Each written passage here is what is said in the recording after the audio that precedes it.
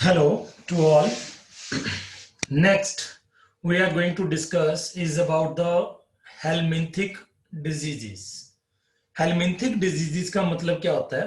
जो diseases helminth फैलाते हैं. हेलमिंथ का मतलब क्या होता है? जैसे हम पढ़ते हैं प्लेटी हेलमिंथिस के बारे में. प्लेटी हेलमिंथिस या फिर नेमेथ हेलमिंथिस.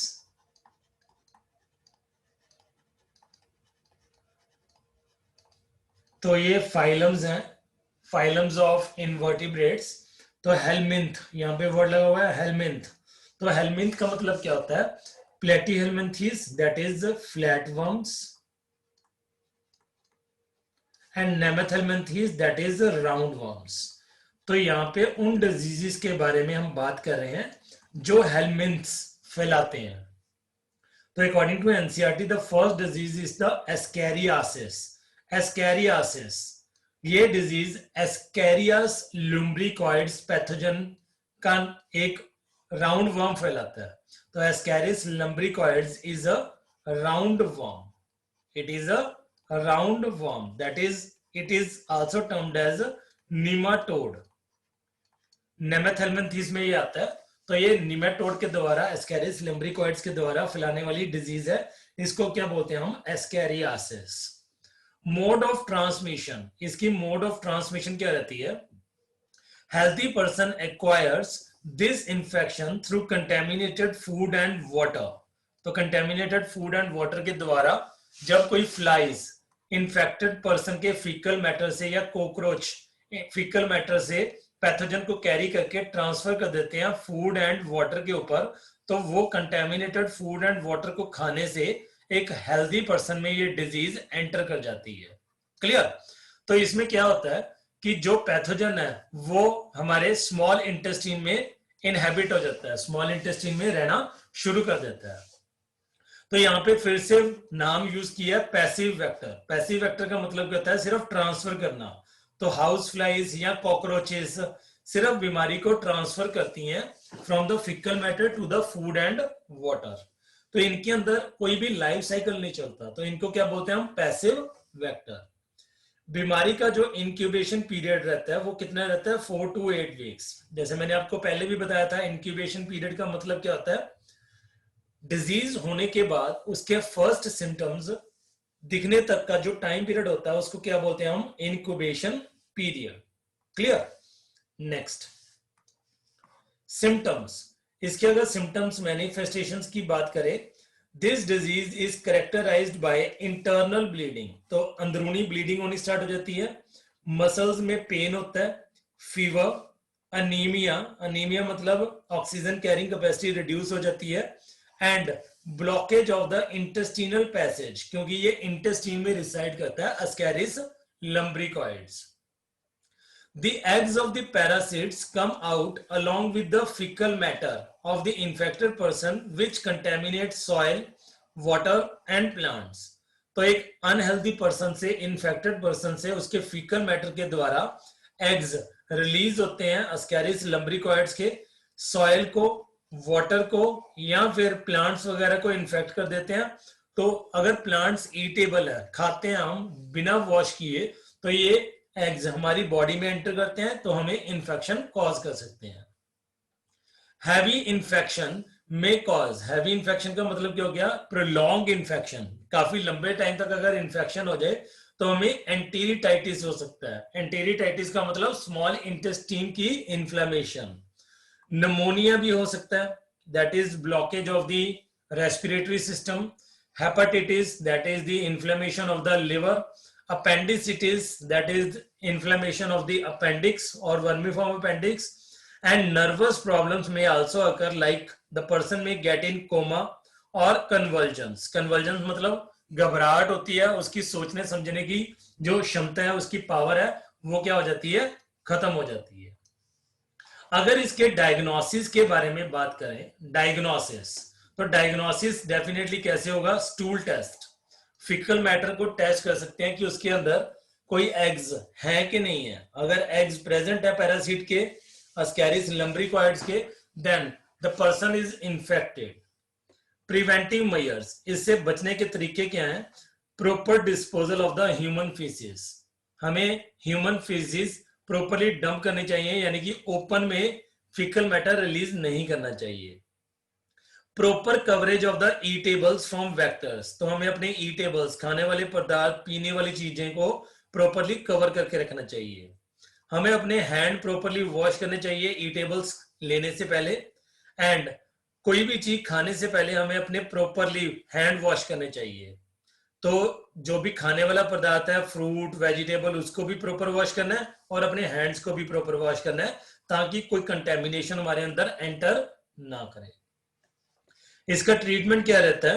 ट्रीटमेंट, तो main treatment is the anti ascariasis drugs like hexyl resorcinol.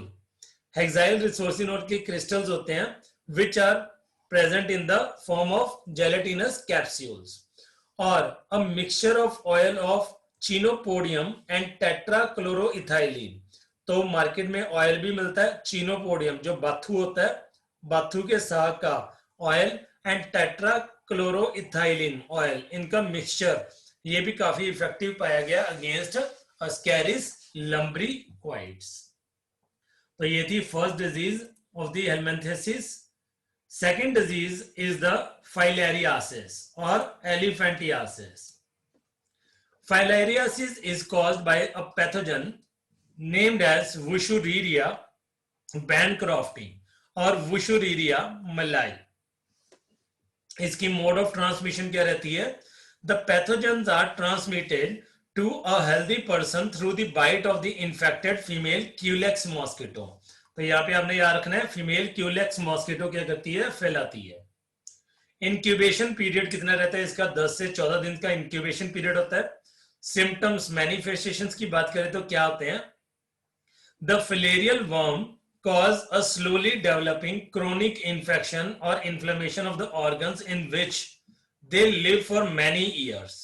तो जिस भी ऑर्गन में वो इनहेबिट करता है काफी लंबे टाइम तक, क्रॉनिक मतलब काफी लंबे टाइम तक वो इन्फेक्ट करता है, उस ऑर्गन की इन्फ्लेमेशन कॉज करता है, तो हमें वहां पे डैमेज होना शुरू हो जाता है उस ऑर्गन का। They usually affect the lymphatic vessels of the limbs, जो हमारे लेग्स होती हैं उनकी जो लिम्फेटिक वेसल्स हैं उनको ये क्या करता है? मोस्टली अफेक्ट करता है। This disease is characterised by the swelling of the legs, legs की काफी ज्यादा स्वेलिंग हो जाती है, स्क्रोटम की स्वेलिंग हो जाती है, या कुछ और पार्ट्स की भी, बॉडी पार्ट्स की स्वेलिंग हो सकती है। अब लेग्स की इतनी ज्यादा स्वेलिंग हो जाती है कि legs look like the legs of elephant. Therefore, this disease is also known as elephantiasis. Elephantiasis. Next, this is commonly called elephantiasis. तो इसलिए इस डिजीज को क्या बोल देते हैं? Elephantiasis, due to its resemblance to a leg of an elephant. The genital organs are also often affected, resulting in the gross deformities. Gross deformities का मतलब क्या होता है? मेजर डिफॉर्मिटीज हो जाती हैं हमारे जीनाइटल ऑर्गन्स की। Diagnosis, microfilaria study in blood smear, तो जब ब्लड की स्लाइड बनाते हैं, ब्लड की स्मीयर बनाते हैं, तो उसके अंदर माइक्रोफिलेरी जब स्टडी कर देते हैं, माइक्रोफिलेरी का मतलब क्या होता है? फिलेरियल वर्म्स की स्टडी, जो छोटे छोटे फिलेरियल वर्म्स अगर प्रेजेंट है ब्लड स्मीयर के अंदर, तो वहां से ये डायग्नोज हो जाता है। क्लियर? इसके प्रिवेंटिव मेजर्स क्या रहते हैं? Preventive measures are the wire gauzing of the doors, क्योंकि ये क्यूलेक्स मस्कीटो फैलाता है। विंडोज की वायर गॉजिंग करनी चाहिए ताकि मस्कीटोज की एंट्री को रिस्ट्रिक्ट किया जा सके। Use of insect repellents to prevent mosquito bite, तो इंसेक्ट रिपेलेंट यूज करने चाहिए। मस्कीटो नेट्स यूज करनी चाहिए ताकि हमें मस्कीटो बाइट ना करे। जो ब्रीडिंग प्लेसेस है मस्कीटोज की या लार्वे की, उनको डिस्ट्रॉय कर देना चाहिए ताकि उनका पॉपुलेशन इंक्रीज ना हो। इसकी ट्रीटमेंट क्या रहती है? एंटी हेलमिंथिक ड्रग्स होते हैं, एंटी अगेंस्ट हेलमिंथ्स ड्रग्स होते हैं, लाइक हेट्राजन एंड डाइइथाइल कार्बाजाइन। डाइइथाइल कार्बाजाइन और हेट्राजन, ये दोनों इफेक्टिव ड्रग्स पाए गए हैं against the filarial worm. Clear? तो ये दो डिजीजेस थी हमारी हेलमिंथ्स की। तो तो आगे जाके मैंने यहाँ पे चार्ट बनाया हुआ है हेलमिंथिक डिजीजेस को दोबारा से रीकैप करने के लिए, दोनों का, अस्कैरिस का भी और फाइलेरियासिस का भी। तो यहां से आप रीकैप कर सकते हो।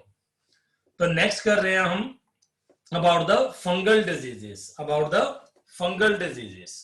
तो सिर्फ सिलेबस के अंदर एक ही फंगल डिजीज है, दैट इज द रिंगवर्म, जिसको हम नॉर्मली क्या बोल देते हैं, दाद, रिंगवर्म।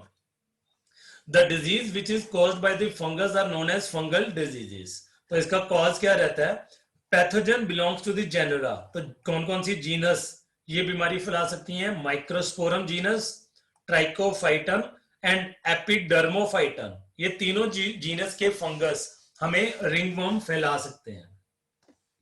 मोड ऑफ ट्रांसमिशन क्या रहता है इसका, ringworms are generally transmitted from the soil और by using infected towels, clothes और even the comb of the infected person. तो इन्फेक्टेड पर्सन के अगर आर्टिकल्स हम यूज कर रहे हैं, लाइक इवन कॉम्ब या टाल या क्लोथ, उससे ये हेल्दी पर्सन में चला जाता है, या फिर सॉइल से, मिट्टी से फैलता है ये। इसका इंक्यूबेशन पीरियड कितना रहता है, from 7 to 14 days, maximum up to 21 days. तो 7 से लेके 21 दिन के अंदर अंदर ये अपने सिम्टम्स शो करना शुरू कर देता है। इसके सिम्टम्स में क्या क्या आता है, they are characterised by the dry and scaly lesions on the skin. Dry, काफी सूखे हुए, स्केली मतलब जैसे स्काल्प उतर रही है उस प्रकार के लीजन्स, छाले से हो जाते हैं, होते भी कैसे हैं, ये रिंग की फॉर्म में, इस प्रकार के क्या हो जाते हैं, इसके छाले से हो जाते हैं पूरी बॉडी के अंदर।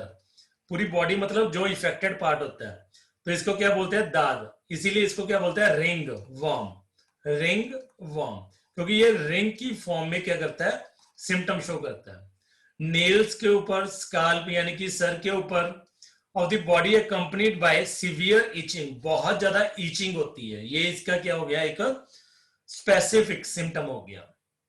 डायग्नोस कैसे किया जा सकता है, फिजिकल एग्जामिनेशन करके, फिजिकल एग्जामिन देख के पता चल जाता है अगर रिंग की फॉर्म में क्या है, हमें सिम्टम शो हो रहे हैं, that means dry scaly skin हो चुकी है, तो वहां से पता चल जाता है कि रिंगवर्म हो चुका है।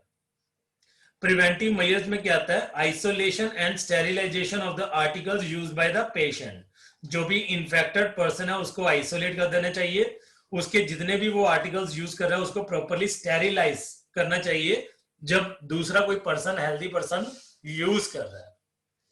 इसके अगेंस्ट जो ट्रीटमेंट है दैट इज द एंटीबायोटिक्स। काफी एंटीबायोटिक्स हैं लाइक रिंग कटर जो इसको खत्म कर देता है। तो ये थी हमारी रिंगवर्म के बारे में। तो इसका भी रिकैप दिया हुआ है फंगल डिजीज का यहाँ पे नेक्स्ट पेज के ऊपर। तो यहाँ से आप फंगल डिजीज को स्टडी कर सकते हो, रिंगवर्म को। इसके फैलाने वाली जीनस, 3 जीनस हैं, माइक्रोस्पोरम, ट्राइकोफाइटन, एपिडर्मोफाइटन, सॉइल के द्वारा या इन्फेक्टेड टाल्स, आर्टिकल्स के द्वारा फैलता है। इसका इंक्यूबेशन पीरियड 7 से 14 दिन का होता है, maximum up to 21 days. Dry scaly lesions in the form of rings, in the form of rings is the symptom। इसकी जो अपनी बच सकते हैं इससे, प्रोफिलैक्सिस क्या रहती है इसकी, isolation and sterilisation of the articles used by the infected person. और ट्रीटमेंट क्या रहता है इसका, antibiotics. So this was all about the various types of diseases. From next lecture we would be discussing about the immune system, immunity. Till then, thank you. Have a nice day. Bye bye.